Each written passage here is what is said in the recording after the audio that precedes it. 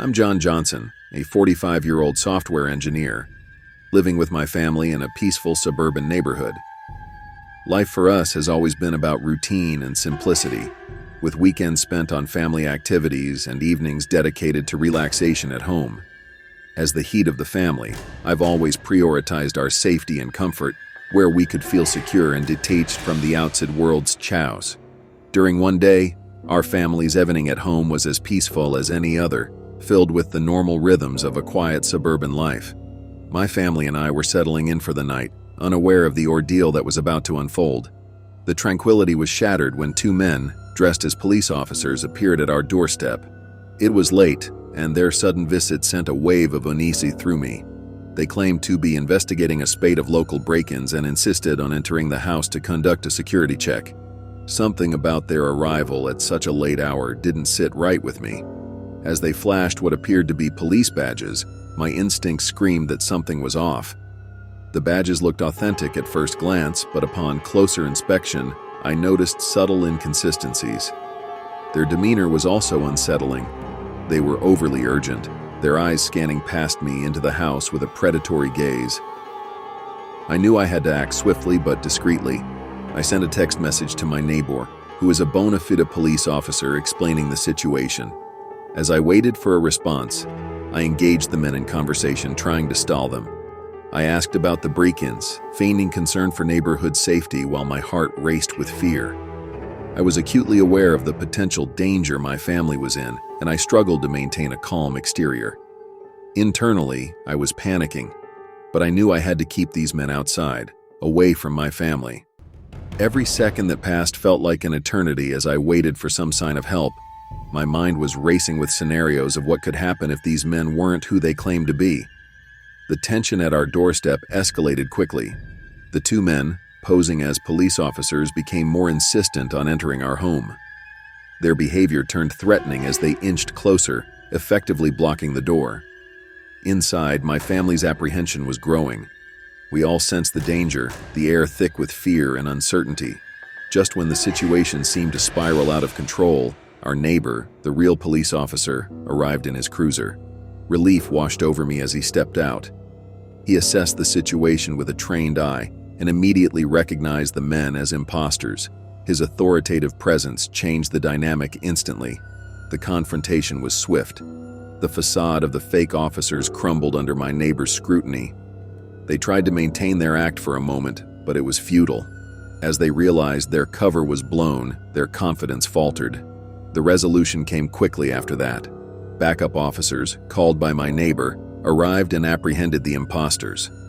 From inside, my family and I watched the scene unfold, a mix of relief and shock gripping us. The thought of what could have happened if we hadn't been vigilant was chilling. In the aftermath, our sense of vulnerability within our own home was profound. The realization that individuals could impersonate officers so convincingly was deeply unsettling. We were immensely grateful for our neighbor's swift action. His intervention had averted what could have been a disastrous situation. The incident left a lasting impact on our family. Our home, once a sanctuary, now felt different. The importance of vigilance and caution, even in the safety of one's home, became strikingly clear. In the following days, we coped with the emotional aftermath of the scare. It took time to shake off the lingering effects of that night, but the experience also brought valuable lessons. We learned to be more aware, to question and verify, especially in situations that seemed out of the ordinary.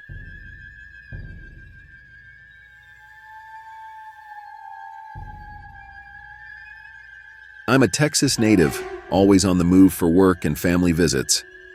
That October night in 2003, my partner and I were on one of our regular road trips, traversing the familiar yet sprawling roads of Texas.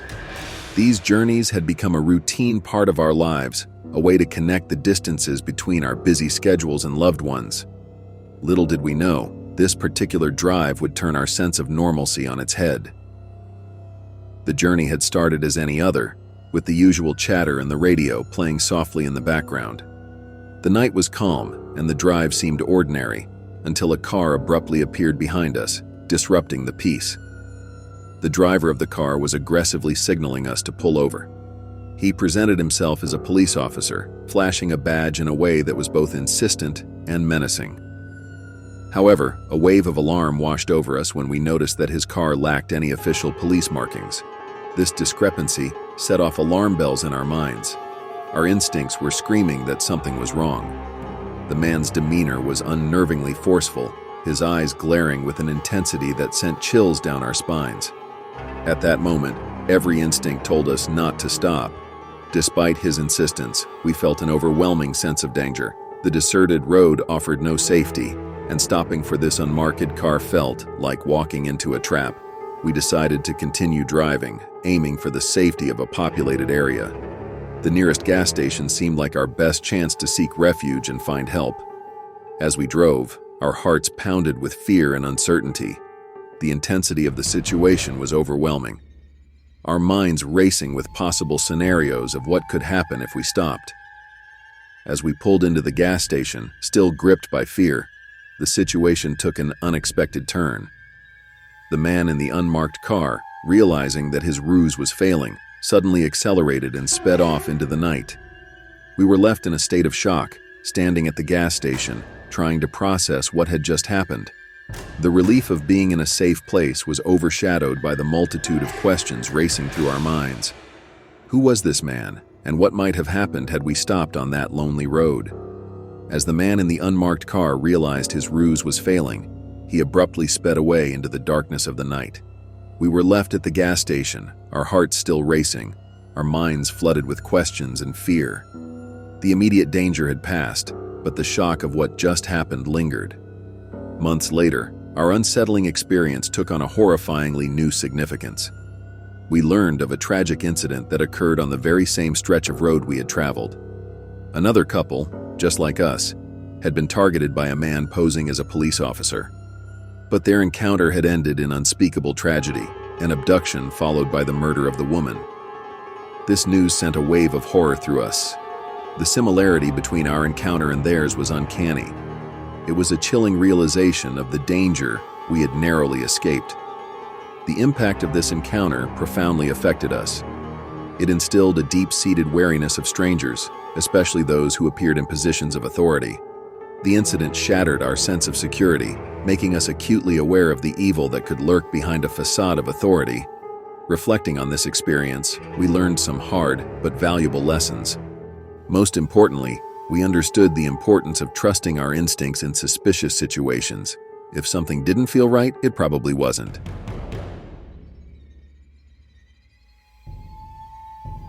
I'm Sarah, a school teacher, and my daily routine is like clockwork. Every day I drive through the quiet streets of my small town, a route I know by heart. It's a tranquil drive, one I've always enjoyed for its predictability and the familiarity of every turn and stop sign. In all my years of driving this way, I've never once encountered a police car patrolling these sleepy roads. It's always been a peaceful journey, uninterrupted by the hustle and bustle of city life or the usual signs of law enforcement presence. Driving home through the quiet streets of my small town that evening, everything seemed peaceful. The tranquility of my return from school was abruptly interrupted when I noticed the flashing lights of a police car in my rearview mirror. With a deep respect for law enforcement, I pulled over, expecting nothing more than a routine traffic stop. As the officer approached, a sense of unease began to creep over me. His uniform didn't quite match the usual attire of our town's police. The badge, too, looked odd, missing the familiar official insignia. Though his demeanor was stern and authoritative, something in his eyes unsettled me. There was a hint of malice, something not quite right. The situation quickly escalated when he demanded that I step out of the car for a search. His command, combined with the oddities in his appearance, set off alarm bells in my head.